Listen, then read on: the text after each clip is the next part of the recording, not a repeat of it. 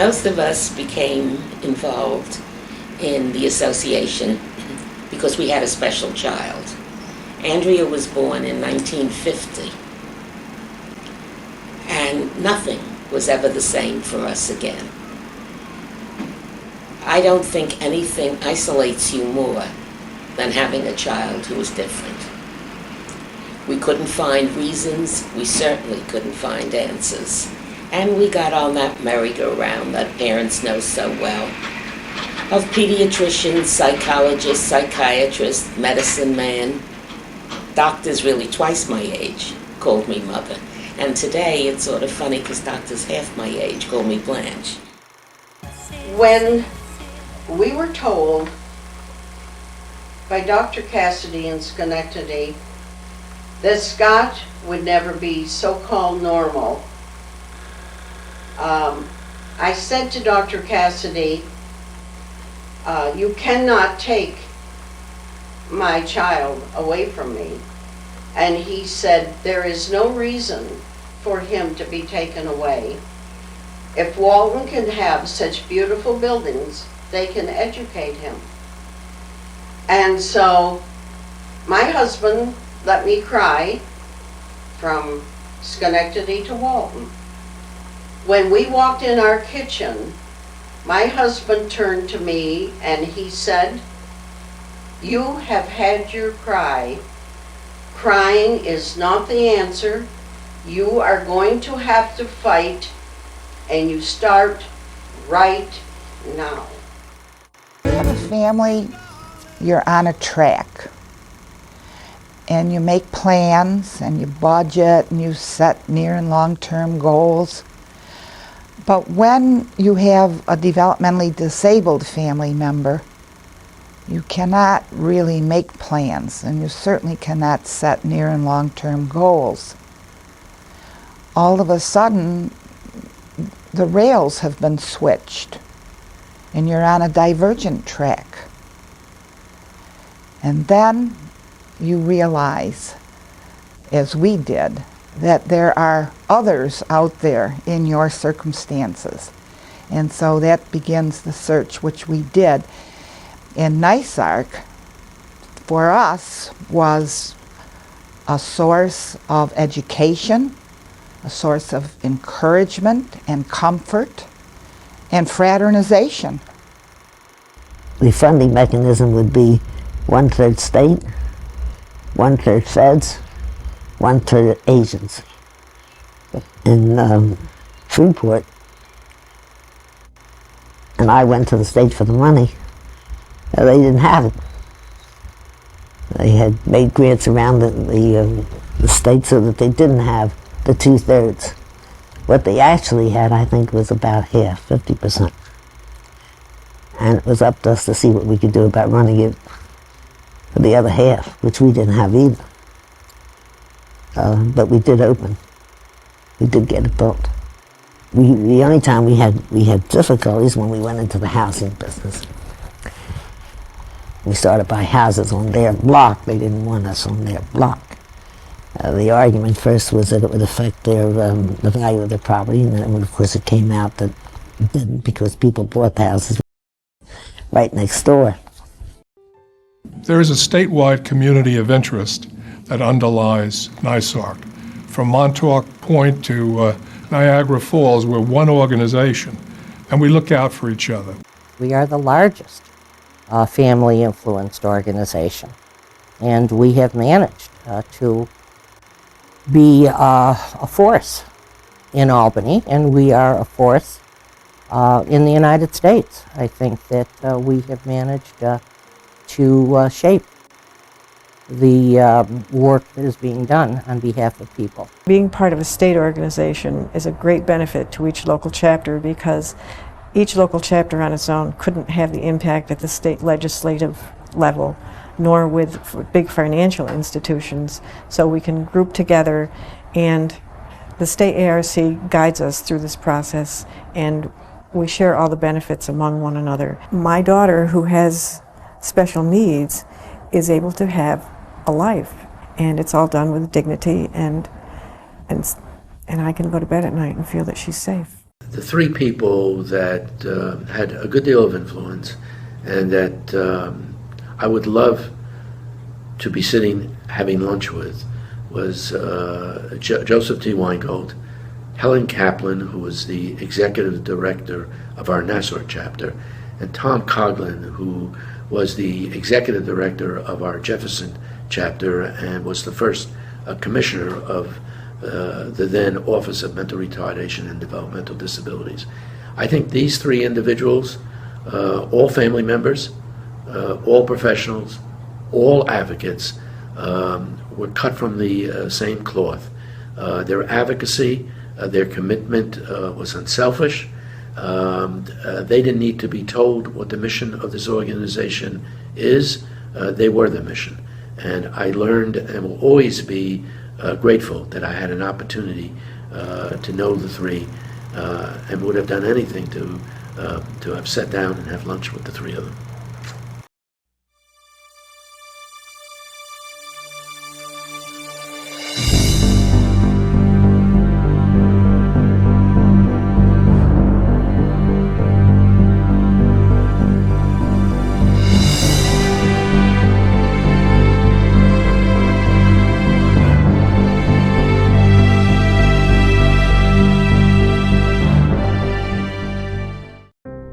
I became interested in disability issues when my oldest daughter was born. She was born with developmental disabilities, and as soon as she was born, the doctor said, "Don't bother coming back to the hospital. Leave her here. You don't have to see her again." And that was the farthest thing from my mind at the time. I became president of the state association because it was like a backdoor entrance. The existing president, Irene Platt, was offered a job with the state of New York as a commissioner, a deputy commissioner for quality of care.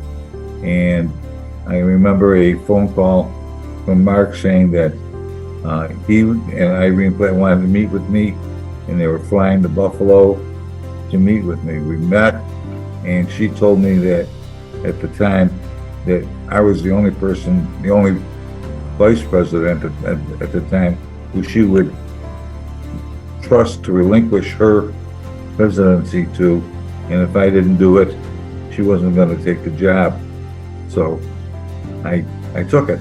I have a family member, my son, who's 56 at this time, was born with Down syndrome. So as our son, we became extremely interested in him. I mean, he's the only child that we have, so he really became the focus of our life. I got involved in the organization initially with the birth of our daughter in 1963.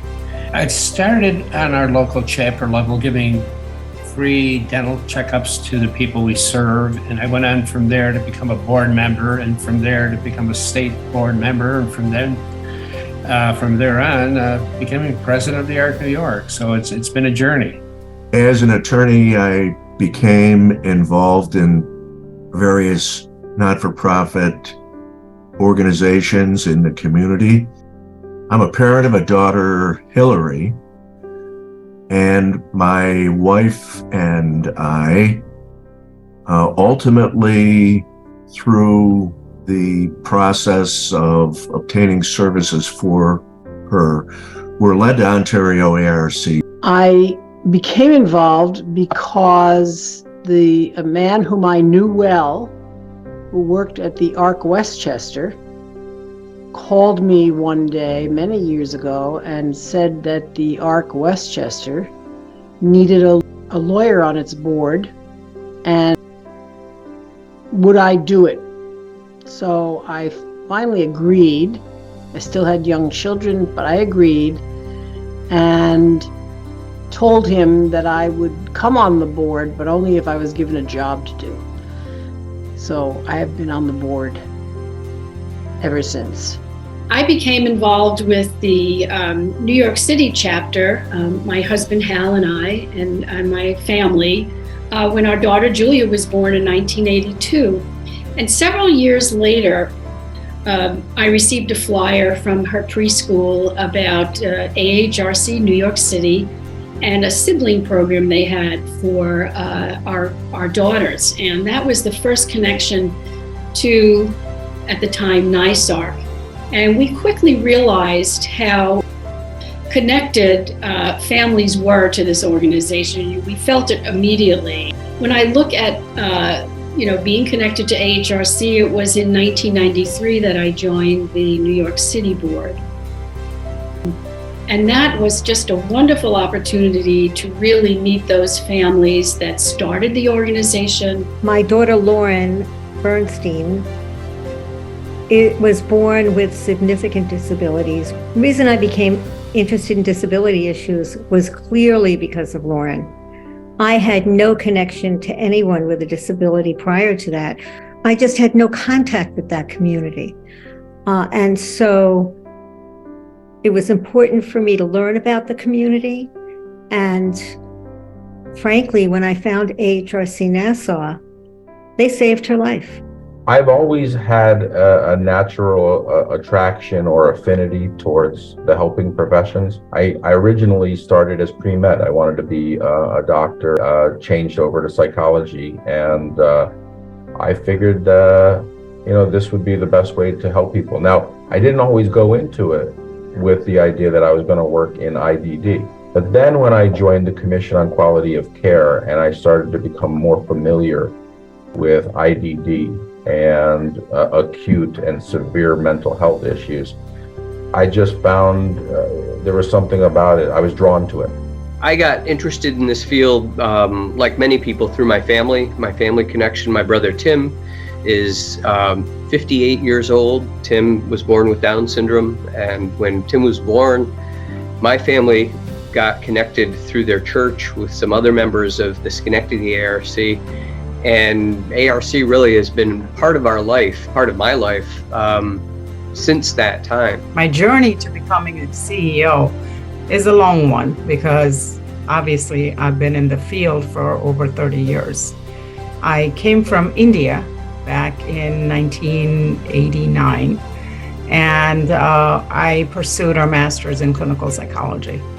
After that, because I happened to be close to Tupper Lake, I was able to get a job as a psychologist for Sunmount Developmental Center, which is an institution for, at the time, OMRDD. So after I had received my green card, I had found the career that I wanted to be in. I became very attached to this field. So I started looking for other opportunities, and I found this opportunity at the ARC Lexington. During my presidency, we moved the state office from New York City to Albany. I thought it was a good move because we got a lot more space. I think it was much more centralized as far as geographically located in the state. We were closer to a lot of the other chapters. We were able to meet with the governor. I served as president of NYSARC between the years of 2000 and 2006. And some of the priorities we had at that time, I looked at four major goals myself. We wanted to increase membership. We wanted to develop a national presence, which we didn't have at that time. Though the National ARC was around, we wanted to. We wanted to tackle the structural issues of the organization and have an open and ongoing dialogue between the chapters and NYSARC. Some of the successes we've had during COVID are really incredible. The Strategic Vision Initiative has been moving forward with some really fine programs for our future. I'm especially proud of the DEA initiative, which will be starting. The challenges we faced during the really horrible time, the past 3 years, have been mostly felt, I think, by the executive directors on local chapters and by state office staff. It's been an incredible time, and we met the challenge, and I think we met it, and we succeeded in so many ways. As president, my project was NYSARC Gives Back. And at the time, the thinking was that We were characterized as an organization, as a field that always took, that always had our hands out. So this was our way of saying we do make a contribution to the community.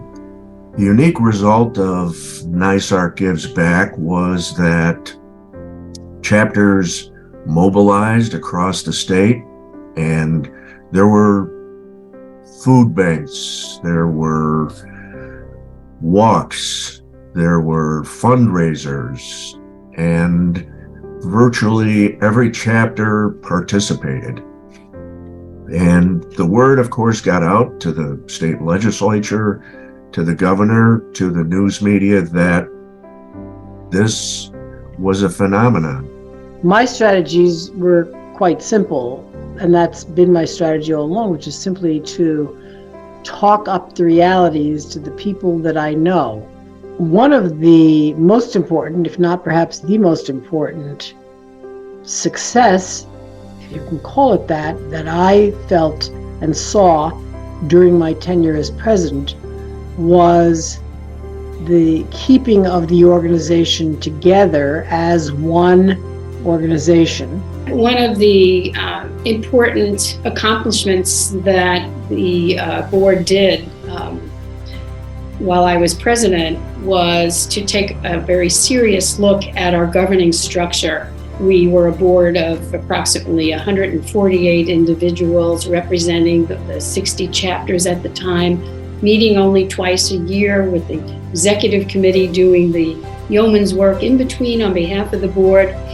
And we wanted to look at making a board more engaged, meet more often. It took over a year, but we looked at our governing structure to be more nimble and responsive to the 21st century that we were in. In 2011-2012, the ARC of the U.S. was able to establish a meeting at the White House for leaders in the developmental disability community nationwide. And Ben and Jack Schupenauer, the then president, and I went representing the ARC of the U.S. and New York State. And it was a very exciting experience. The highlight, of course, was meeting President Obama. That afternoon, President Obama came in and spoke to all of us about our issues and said, I'll never forget it, he said, I hope you'll have my back. I have your back. And then he came down and he was shaking hands of people in the front rows. When he got to me, I shook his hand and I put my other hand over it. And I said to him, I have a daughter and we need funding. And we need you to be reelected. And we need you to protect our funding because our folks need life. And he said he would. Advocacy is my number one priority. When I applied for this position and when I accepted this position, it was very clear that the board wanted our advocacy efforts to be improved, enhanced, and so I really threw myself into advocacy 100%. We've made great strides in advocacy. We transformed our committee structure and merged a couple of committees together. It's a more energized effort. We have phone to action campaigns, one-click campaigns that are happening. We have newsletters that are going out now. So I think we've delivered on improvements, but obviously there are more opportunities to do better. And we're going to have to, because every year we have to fight for continued funding. The EDA represents the leadership of the chapters, and I've said it before, the leadership of the chapters is an incredible body of talent and resources. And sometimes we've been successful as an organization in harnessing that, other times we haven't been. The field has evolved, and the environment that we're operating in has evolved and become, you think of the challenges we've had in the last 3 years with the worldwide pandemic and an unprecedented staffing crisis. And, we've had to come together and we've had to work together. So EDA for me has always been a way to harness the talent and the skills of the other executive directors, and to try to align that with the ARC New York and its leadership, and make sure we're all pulling in the same direction. When we think the ARC is a family-based organization, ARC Lexington is a family-based organization, what does that mean to me? I will tell you from my experience at the ARC Lexington, it is truly a family because families guide it. No matter what decision we're making, there's a family member on the board, there's a family member on our committees that are truly keep making sure that we are always thinking about how that impacts that person we support, because that's what families think about. The proudest time for me as president is of the many managers, direct care staff, clinicians, executive directors, fellow board members, and 100 of volunteers that made our organization successful. That's my proudest moment, is to be associated with all of those folks. We've done some things at the Board of Governors level, but it all goes back to the local chapter and the staff that we have. That's what makes us who we are, and I'm proud to be associated with them. Increasing my listening skills was key to working as the president of the ARC New York, because the people who are in the trenches, so to speak, have a lot to say, have a lot to give, and are well worth listening to. The advice I give to future presidents is to get out and meet the people in the chapters. When I was president, I went to almost every chapter. I tried to get to every chapter I could get to. Jeff and I took a road trip throughout New York when, the summer of my presidency, and stopped at as many chapters as we could. Because I think you'll be amazed at what's happening in different places. I think some of the things I'm most proud of as having served as president of the ARC New York was preserving our archives, which will be valuable for many years to come. Downsizing our governing board so that it is more intimate and engaged and meets more. Our membership growth and the value of membership, and our branding, which is so important to coalesce our organization, which is the largest in the world, to look together, and particularly for our staff to understand that they're part of this great organization, even though locally they serve people in different parts of New York State. I believe some of the successes were in our ability to bring chapters together. Particular success was the achievement of 100,000 members during my presidency, which had been a goal of ours for some time. And that was really a milestone for the organization. The history of the ARC New York really is the history of the field, both in New York and nationally. We have been leaders, going back to the days of Willowbrook and deinstitutionalization and rights for school children, the IDEA, all the legislation that has been part of the agenda for this organization has really been part of the agenda for the national disability rights movement for people with intellectual and developmental disabilities. There's a saying, I think, to know where you're going, you have to understand where you've been. We've been through a lot, and we need to understand that and appreciate it. Being the president of this association was some of the proudest moments of my life. I was able to do things and meet people who I never would have been able to before. Memories and relationships that I made people that I met will stick with me for the rest of my life. I think the ARC New York is viewed the way it should be, which is, I think, the largest and most influential provider of supports and services for people with IDD, probably in the world. I know we always talk about in New York State, but I'm not aware of any other larger provider anywhere else. And this organization has a rich history of leading the field. When you look back in terms of things, significant events that happened, like Willowbrook, our organization was a plaintiff in that case. And I think that's how we view ourselves, and I think that's how others view us too. We have an incredible amount of influence, I think, because of our size, our collective strength, and our passion. And we have just incredible passion at all levels. If I think of the next decade, what would I like to see change? I think that's in two areas. One is clearly funding. And then speaking as a parent and a professional, I would love to see true community integration, community inclusion for people with disabilities. It would be my dream that a person, a young woman with disability, is able to even think about being recognized because of their achievement.